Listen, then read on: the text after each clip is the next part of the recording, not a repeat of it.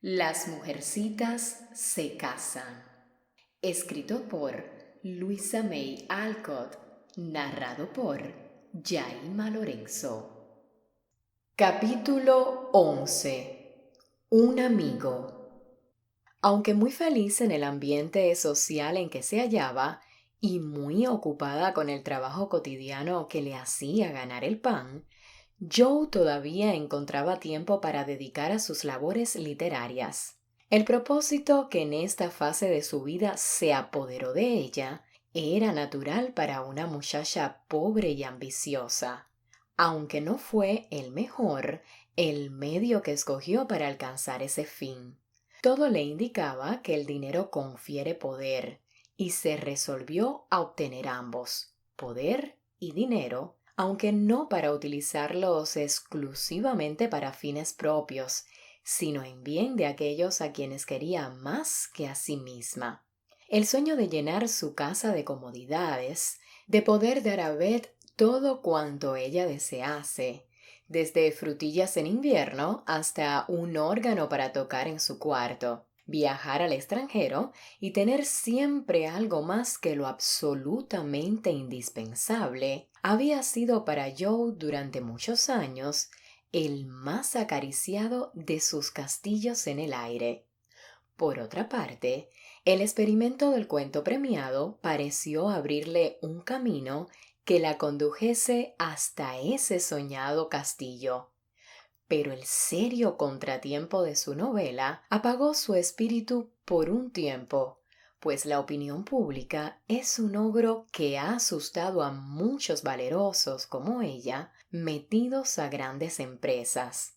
Pero el espíritu de levantarse y correr una nueva aventura ardía en Joe igual que en aquellos héroes legendarios, de modo que volvió a incorporarse y siguió esta vez un camino dudoso para obtener mayor botín, sí, pero dejando en la empresa lo que para ella valía mucho más que las bolsas de oro. En una palabra, se dedicó a escribir historias sensacionalistas.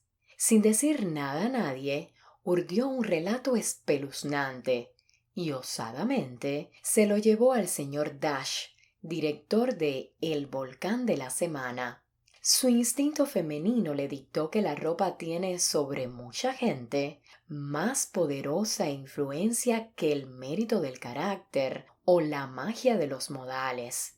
Se vistió, pues, con sus mejores trapitos y tratando de convencerse de que no estaba ni nerviosa ni emocionada, montó con coraje 2 pisos de sucias escaleras para llegar a un cuarto en desorden, envuelto en una nube de humo de cigarro y la presencia de 3 caballeros sentados con los talones más altos que el sombrero.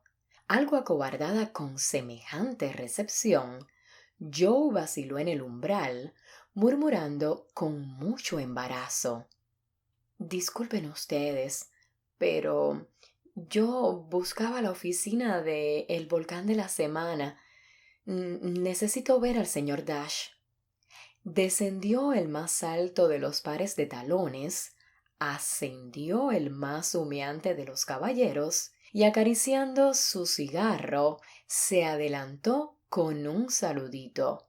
Con la sensación de que era mejor salir del paso cuanto antes, Joe sacó su manuscrito y poniéndose cada vez más colorada, pronunció a los tropezones pequeños fragmentos del discursito que había preparado para aquella ocasión. Una amiga mía deseaba que en su nombre les ofreciera un relato, nada más que a título de experimento. Le gustaría tener la opinión. Estaría dispuesta a escribir más si esto gusta. Mientras la pobre Joe se sonrojaba y equivocaba las palabras, el señor Dash había tomado el manuscrito y recorría las páginas con dedos bastante sucios, echando miradas de conocedor por las prolijísimas cuartillas. No es la primera, según parece. dijo al observar que las páginas estaban numeradas, escritas de un solo lado y no iban ataditas con una cinta. No, señor, ha tenido ya cierta experiencia y obtuvo un premio por un cuento publicado en La Bandera de la Verdad. Ah, sí, dijo el señor Dash, con una rápida mirada a Joe y tomando buena nota de cada trapo que la muchacha tenía encima. Puede dejarlo, si quiere. De este tipo tenemos más material del que podemos utilizar. Pero le voy a dar una leída y tendrá la contestación la semana próxima. Joe no tenía ninguna gana de dejarlo, porque no creía que le conviniese cerrar trato alguno con aquel individuo, pero le pareció que no podía hacer otra cosa que saludar y retirarse. Joe pareció más alta y altiva que nunca, como siempre que se sentía corrida o irritada. En aquel momento estaba ambas cosas a un tiempo, puesto que fue bien evidente por las miradas picaronas cambiadas entre aquellos individuos que su pequeña invención de la amiga la consideraban pura broma. Una risa provocada por una observación inaudible del director al cerrar Joe la puerta acabó de llenarla de mortificación. Resuelta a no volver por allí, se fue a su casa y dio salida a la irritación que sentía cosiendo furiosamente algunos delantales para las chicas, y alrededor de una hora después se sintió bastante calmada como para reírse de aquella escena y desear que llegase la semana próxima. Cuando volvió la segunda vez, el señor Dash estaba solo y mucho más despierto que en la otra ocasión, encontrando Joe agradables ambas cosas. Además, no estaba esta vez embotado por el humo de su cigarro para olvidarse de sus modales para con una dama, y la entrevista fue mucho más cómoda que la anterior. Vamos a aceptar esto si no tiene usted inconveniente en hacer algunos cambios. Es demasiado largo, pero suprimiendo los pasajes que le he marcado, va a quedar bien, le dijo con tono serio de negocios. Joe apenas reconocía su propio manuscrito, de tan arrugado que estaba y tan subrayados y garabateados como lo habían sido renglones y páginas, y echó una mirada a los párrafos marcados, que eran precisamente todos los que encerraban reflexiones morales que tanto se había empeñado en insertar como lastre de tantísimo romance. Sorprendida y apenada, respondió Joe. Pero, señor, yo creía que todo relato debe tener una moraleja de algún tipo. Por eso me empeñé en que se arrepintiesen algunos de mis pecadores. La natural gravedad del señor Dash no pudo menos de aflojarse con una sonrisa, pues Joe se había olvidado completamente de su amiga y había hablado del modo como únicamente puede hablar un autor. La gente quiere que la entretengan, no que la sermoneen, ¿sabe? La moral no se vende hoy en día. ¿Cree usted que con esos cambios la historia va a servir? Sí, el argumento es nuevo y está bastante bien desarrollado, buena expresión y todo lo demás, fue la afable respuesta del señor Dash. ¿Y cuánto? Es decir, ¿qué remuneración? Y Joe no terminaba ninguna frase, no sabiendo en realidad cómo debía expresarse. Ah, sí, pues bien. Pagamos de 25 a 30 por cosas de este tipo y los recibe cuando se publica, respondió el señor Dash. Muy bien, puede usted publicarla, le dijo Joe, devolviéndole el relato con aire satisfecho, porque después de trabajar por $1 la columna, aún $25 parecían buena paga. ¿Qué nombre le gustaría a su amiga que figurara? Esto dicho como al descuido. Ninguno, por favor. Ella no desea que aparezca su nombre y no tiene ningún seudónimo, respondió Joe, sonrojándose muy a su pesar. Como ella quiera, naturalmente. El relato saldrá publicado la semana que viene. ¿Vendrá usted por el dinero o quiere que se lo envíe? Preguntó el señor Dash, que sentía curiosidad natural por saber quién era su nueva colaboradora. Vendré yo. Buenos días, señor. Cuando se hubo marchado, el señor Dash volvió a poner los pies sobre el escritorio con la complaciente observación que sigue. Pobre y orgullosa, como de costumbre. Pero nos va a servir. Siguiendo las instrucciones del señor Dash y tomando a la señora North como modelo, Joe se lanzó intrépidamente en el proceloso océano de la literatura sensacionalista. Como la mayoría de los escritorzuelos jóvenes, Joe viajaba al extranjero para encontrar personajes y escenarios. Bandidos, condes, gitanos, monjas y duquesas aparecían en su escenario y desempeñaban sus papeles con la exactitud que era de esperarse. Sus lectores no eran exigentes en asuntos tan insignificantes como la gramática, la puntuación y la veracidad.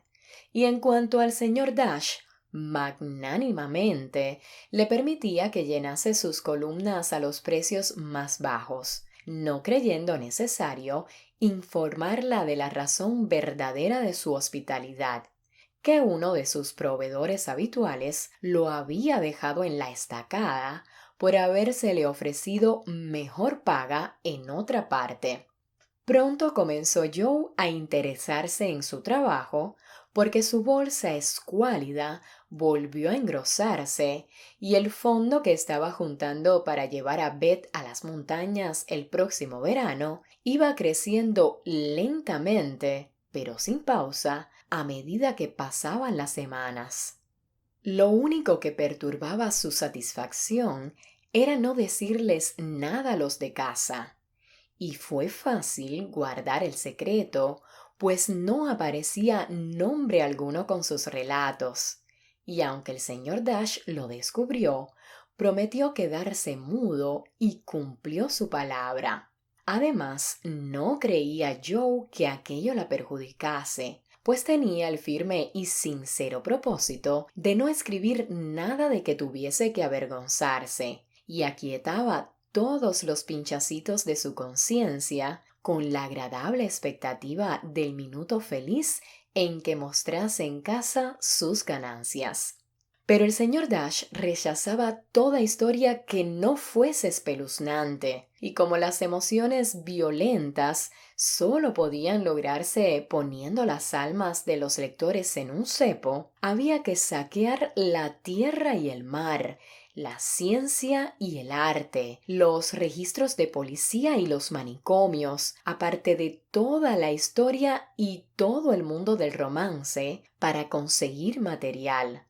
Otra cosa que descubrió Joe fue que su experiencia de la vida había sido de lo más inocente y no le había proporcionado más que atisbos del mundo trágico en que subyace la sociedad.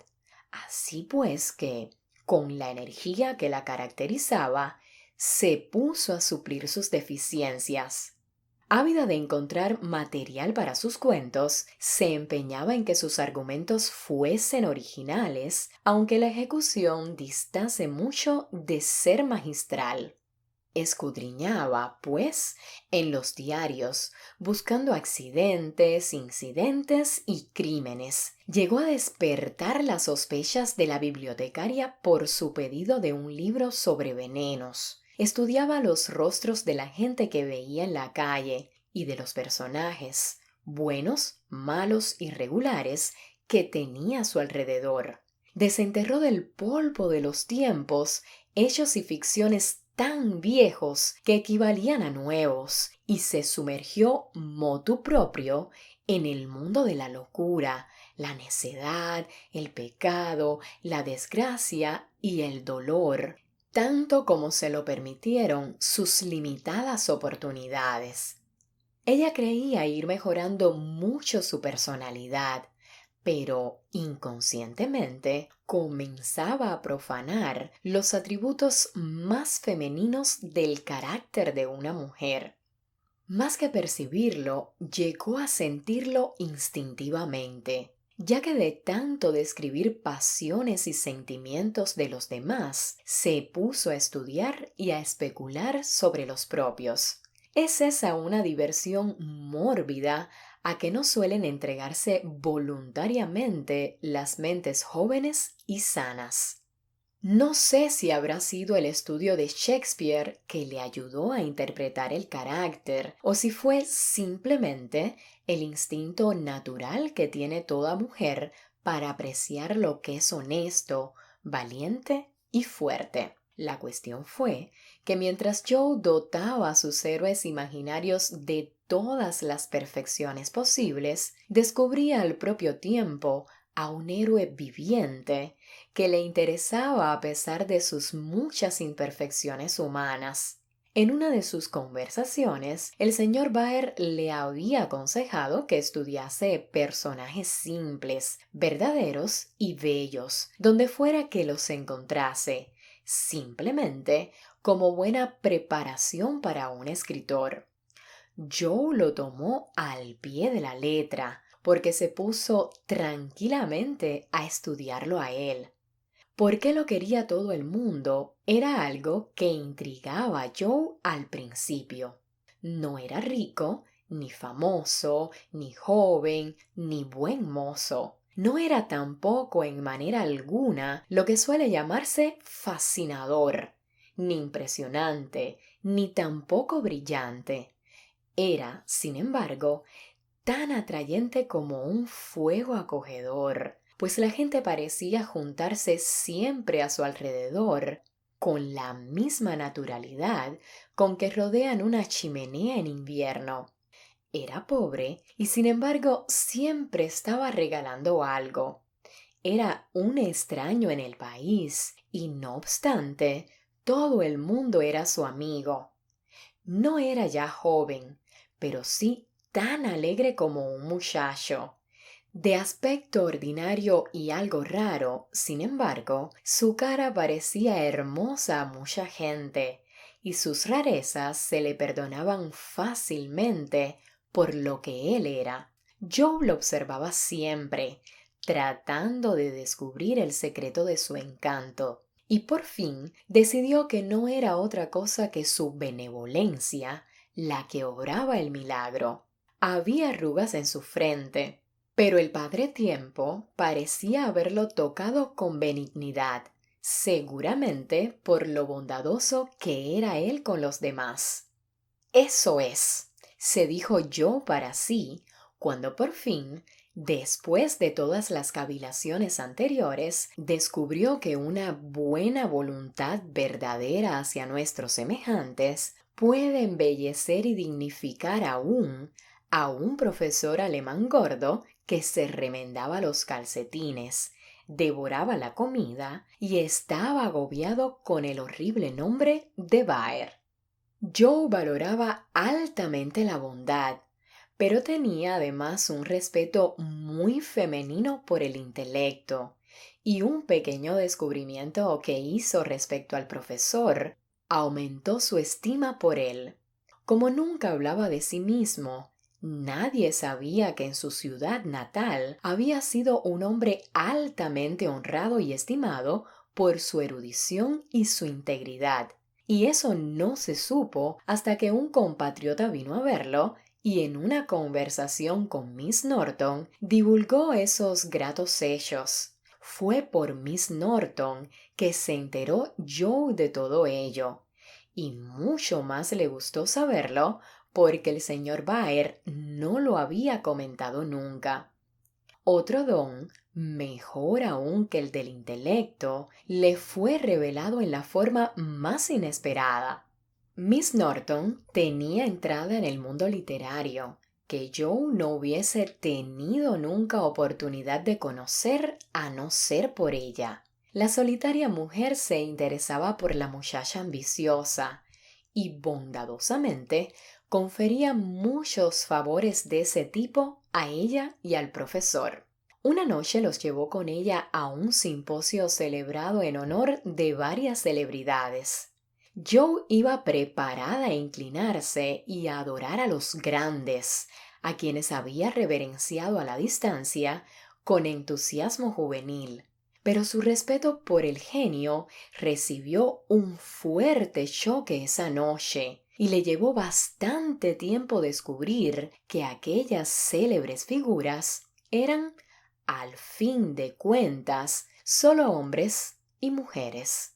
Imaginémonos su desconcierto y desencanto al deslizar una mirada de tímida admiración a un poeta cuyos versos sugerían un ser etéreo, alimentado de espíritu, fuego y rocío, y contemplarlo devorando su comida con un fervor que hinchaba completamente su fisonomía intelectual.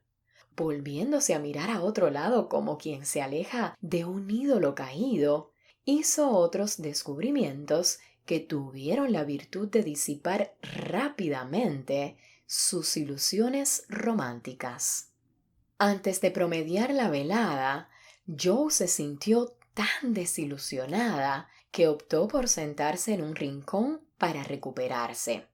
Pronto se le reunió el señor Byre, bastante fuera de su elemento él también, según parecía. Algo más tarde, algunos de los filósofos vinieron a reunírseles para sostener en aquel rincón una especie de torre intelectual. La conversación estaba muy por encima de la comprensión de Joe, pero con todo disfrutó en grande, aunque Kant y Hegel eran para ella dioses desconocidos y el objetivo y el subjetivo términos ininteligibles. Y la única cosa emanada de su subconsciente fue un dolor de cabeza fortísimo cuando todo hubo terminado. Solo cayó en la cuenta de que esos individuos estaban deshaciendo el mundo en pedacitos y juntándolos de nuevo según principios que, de acuerdo con los oradores, eran infinitamente mejores que los anteriores, que la religión estaba en serio peligro de desaparecer a fuerza de razonarla y que el intelecto había de ser el único Dios. Al darse vuelta para ver cómo iba tomando todo aquello el profesor, lo encontró mirándola con la expresión más ceñuda que nunca viera en su rostro. Le hizo seña de que se fueran, pero ella, fascinada en ese momento por la libertad ofrecida por la filosofía especulativa, se quedó clavada en su asiento tratando de descubrir ¿en qué habían de confiar aquellos ancianos señores tan sabios una vez que hubiesen aniquilado todas las demás creencias? El señor Byre era un hombre tímido, reacio a exponer sus opiniones, no porque no fuesen firmes, sino precisamente porque eran demasiado sinceras y serias para ser tomadas con ligereza. Al mirar a Joe y a varios otros jóvenes como ella, atraídos por el brillo de aquella pirotecnia filosófica, el profesor frunció el entrecejo y anheló hablar, temiendo que alguna joven alma inflamable fuese a ser desviada por seguir aquellos cohetes voladores para encontrarse cuando terminase la exhibición con que solo tenían en la mano un palito vacío o una mano chamuscada. Guardó silencio mientras pudo, pero cuando apelaron a él en demanda de una opinión, el honesto profesor ardió de indignación y defendió la religión con toda la elocuencia de la verdad, elocuencia que hacía musical su inglés defectuoso y hermosísima su expresión. Su lucha fue ardua, pues los hombres eruditos argumentaban bien, pero él no se daba por vencido y siguió enarbolando su estandarte como un valiente. De manera misteriosa, mientras Byre hablaba, el mundo se volvió a componer para Joe. Las viejas creencias parecieron de nuevo mucho mejores que las nuevas. Dios no era una fuerza ciega, y la inmortalidad no era una bonita fábula, sino un hecho bendito. Volvió a sentir bajo sus pies el suelo sólido, y cuando por fin se detuvo el señor Baer, vencido de palabra, pero ni un ápice convencido, Joe tuvo deseos de aplaudir y agradecerle lo que había dicho. No hizo ninguna de las dos cosas, pero recordó aquella escena y otorgó al profesor su más sincero respeto, pues sabía que le había costado un gran esfuerzo hablar ante toda esa gente y que lo había hecho únicamente porque su conciencia no le había permitido quedar callado. Ahí comenzó a comprender que el carácter es una posesión mejor que el dinero, el rango social o la belleza, y a convencerse de que si la grandeza es verdad, reverencia y buena voluntad, como dijo un gran hombre, entonces su amigo Baer era no solo bueno, sino también grande. Esta opinión se afianzó día por día. Joe valoraba la estima del gran hombre y ansiaba su respeto. Quería ser digna de su amistad. Cuando su deseo era más sincero, estuvo a punto de perderlo. Una noche el profesor vino a dar a Joe su clase con un gorro militar de papel que Tina le había puesto y que él había olvidado de quitarse. Es evidente que no se mira al espejo antes de venir, pensó Joe con una sonrisa al decir él buenas noches y sentarse muy serio, absolutamente inconsciente del contraste ridículo entre su tema y el adorno de su cabeza, pues esta noche iba a leerle La muerte de Wallenstein. Joe no dijo nada al principio, y pronto se olvidó ella también, pues oír a un alemán leyendo Schiller es una cosa seria. Después de la lectura vinieron los ejercicios, que estuvieron animados porque Joe se hallaba alegre aquella noche y el sombrero de papel continuaba haciéndole bailar los ojos de alegría. El profesor no podía entender qué le pasaba y por fin se detuvo. Señorita March, ¿por qué se ríe usted en la propia cara de su maestro? ¿Cómo puedo ser respetuosa, señor, si usted se olvida de quitarse el sombrero? Levantando la mano hasta la cabeza, el distraído profesor palpó y luego echó atrás la cabeza y se rió con tantas ganas él también que se le saltaron las lágrimas. Ah, es esa pícara de Tina que me convierte en mamarracho con sombrero. Pero la lección no continuó durante los minutos siguientes, porque el señor Baer vio una figura en el sombrero y al desplegarlo dijo con aire muy disgustado: Ojalá estos diarios no entraran en la casa. No son propios para que los vean los chicos, ni para que los lean los jóvenes. No está bien, y me da impaciencia con gente que hace este daño. Joe miró aquella ilustración y vio una agradable composición de un loco, un cadáver, un villano y una serpiente. Le pareció horrible, pero el impulso que la hizo darlo vuelta no fue el desagrado, sino el temor, pues por un minuto se imaginó que el diario era el volcán. No fue así, pero ella se había traicionado a sí misma con una mirada y un sonrojo, pues, aunque distraído, el profesor veía mucho más de lo que la gente imaginaba. Sabía que Joe escribía, y la había encontrado por las oficinas de los diarios más de una vez. Pero como ella nunca le hablaba de eso, él no le hizo preguntas, a pesar de que deseaba vivamente ver su trabajo. Ahora se le ocurrió que la muchacha estaba haciendo algo que tenía vergüenza de confesar, y eso le afligía. No dijo para sí: esto no me incumbe, no tengo derecho a decir nada, como hubiesen hecho muchos otros. Solo se acordó de que la chica era joven y pobre, que estaba lejos del cariño y cuidado de sus padres, y tuvo el impulso de ayudarla tan naturalmente como hubiese extendido la mano para salvar a un bebé de caer en un charco. Todo esto acudió a su mente en un minuto, como un relámpago, sin que apareciesen ni rastros de ello en su rostro. Y cuando el diario estaba dando vuelta y enhebrada la aguja de Joe, Baer dijo con toda naturalidad, pero muy gravemente: «Hace bien en rechazarlo. No me gusta pensar que chicas jóvenes y buenas puedan ver esas cosas. A mis hijos yo les daría pólvora para jugar más que esa mala basura. Puede que toda no sea mala, solo tonta, ¿sabe? Y si hay demanda de esas cosas, no veo ningún mal en ofrecerlas.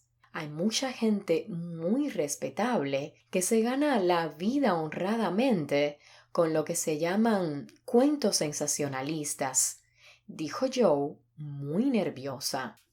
«También hay demanda de whisky, pero no creo que ni a usted ni a mí nos gustase venderlo. Si esa gente respetable de que usted me habla supiese el daño que hace, no creería que se gana la vida honradamente. No se tiene derecho a poner veneno en los caramelos y dejar que los coman los pequeños. No, preferiría barrer barro en la calle que hacer esta cosa». El señor Baer habló con calor y fue hasta la chimenea arrugando el diario con la mano. «Ojalá pudiese hacer lo mismo con todo el resto», murmuró el profesor entre dientes cuando volvía a su asiento con aire de alivio. Joe pensó en la llamarada que habría hecho el montón de papeles que guardaba arriba, y en ese minuto su dinero tan difícilmente ganado le pesó en la conciencia. Luego pensó para sí: «Los míos no son así. Son tontos, pero nunca malos, así que no voy a preocuparme». Y tomando de nuevo el libro, dijo con expresión de niña estudiosa: «¿Quiere que continuemos, señor? Le prometo portarme bien y estar correcta ahora». «Lo esperaré así», fue todo lo que él dijo, pero significaba mucho más. En cuanto llegó a su cuarto, sacó la pila de diarios y volvió a leer muy atentamente cada palabra de sus relatos.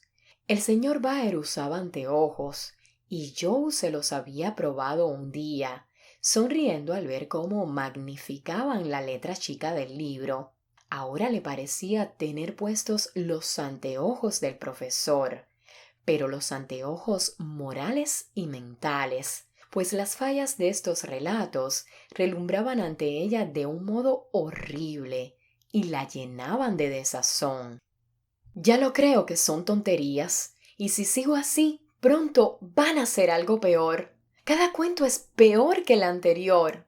Y he ido ciegamente lastimándome a mí misma y a otras personas. Y por dinero. No sé lo que haría si los vieran en casa o si cayeran en manos del señor Baer». Joe se sonrojó a la sola idea de que eso ocurriese y metió todo el paquete de papel en la estufa. Casi incendia la chimenea con la fogata. Cuando nada quedó de su trabajo de 3 meses, más que un montón de cenizas y el dinero en su bolso, Joe se puso muy seriamente a pensar qué debía hacer con sus ganancias. «Creo que no he causado mucho daño todavía y que puedo guardar esto en pago del tiempo que me llevó», se dijo por fin, después de larga meditación, añadiendo con impaciencia: «Casi preferiría no tener conciencia.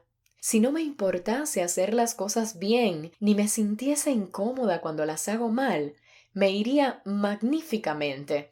Habría preferido que papá y mamá no hubiesen sido tan exigentes en esas cosas». En lugar de pensar eso, Joe Medita en la suerte que tuviste de que papá y mamá fuesen exigentes y compadécete para resguardarlos con principios que podrán aparecer como las paredes de una prisión a la impaciente juventud, pero que con el tiempo resultarán bases sólidas para formar el carácter.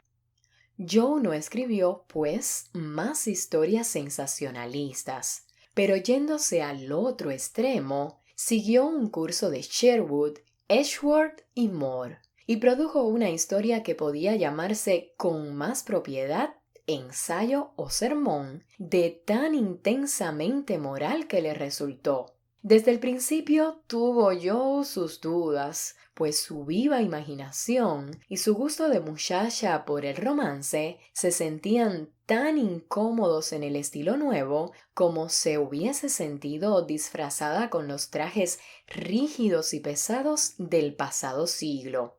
Esta joya didáctica la envió Joe a varios mercados, pero no encontró comprador. Y la pobre Joe se sintió inclinada a acordar con el señor Dash que la moral no vende. Después de eso probó con un cuento para chicos que fácilmente pudo haber vendido si no hubiese sido mercenaria como para exigir lucro por él. Así pues, nada resultó de estos experimentos y Joe tapó su tintero y dijo con un saludable ataque de humildad: No sé nada de nada. Voy a esperar a aprender algo antes de probar de nuevo. Entretanto, barreré el barro en la calle. Prueba de que su segunda caída le había hecho algún bien, después de todo.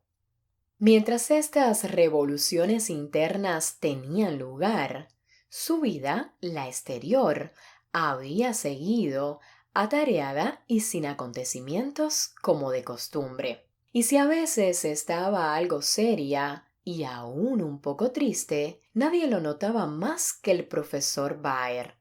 Lo hacía con tanta discreción que Joe nunca supo que él se preocupaba por saber cómo había recibido su reproche y qué provecho había sacado de él, pero se dio cuenta de que la muchacha había renunciado a escribir.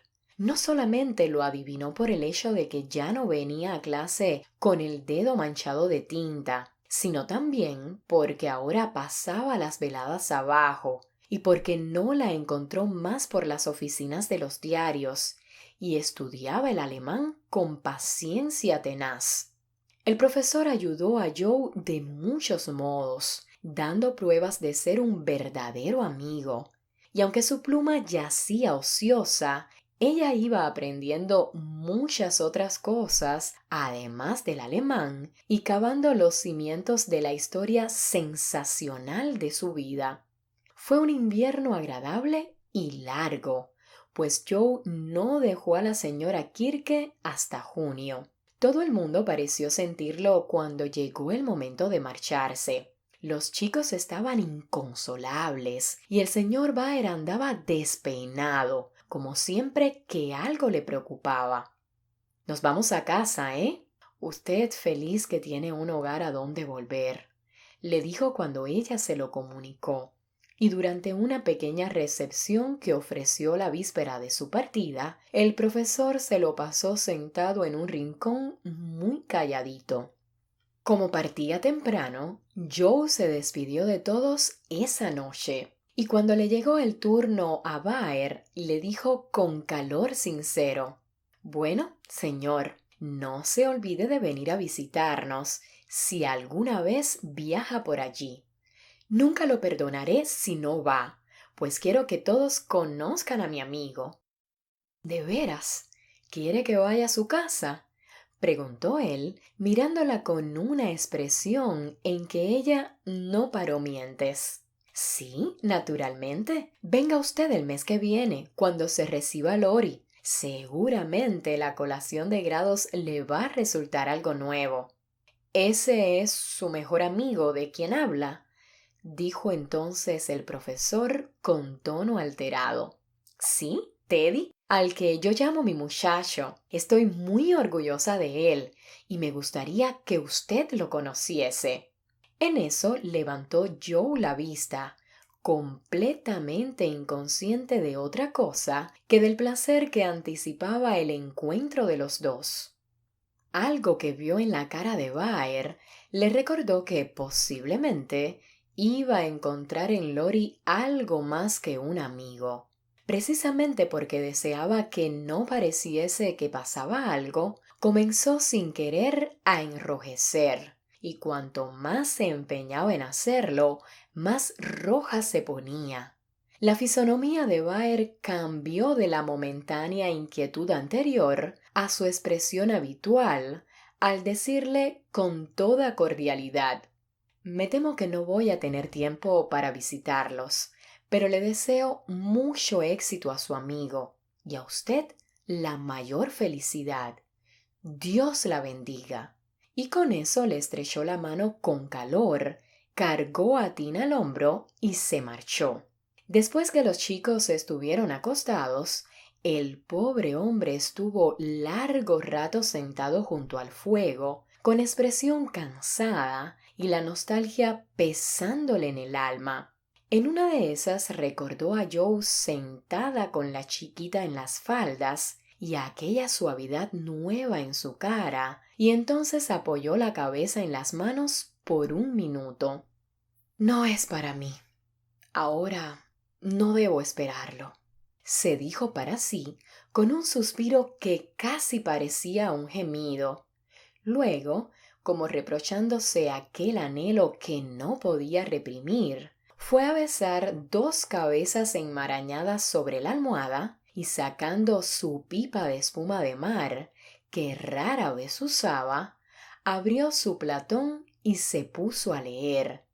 Pero no creo que un par de chicos exuberantes, una pipa, ni aun el divino Platón fuesen satisfactorios sustitutos de esposa, hijos y hogar.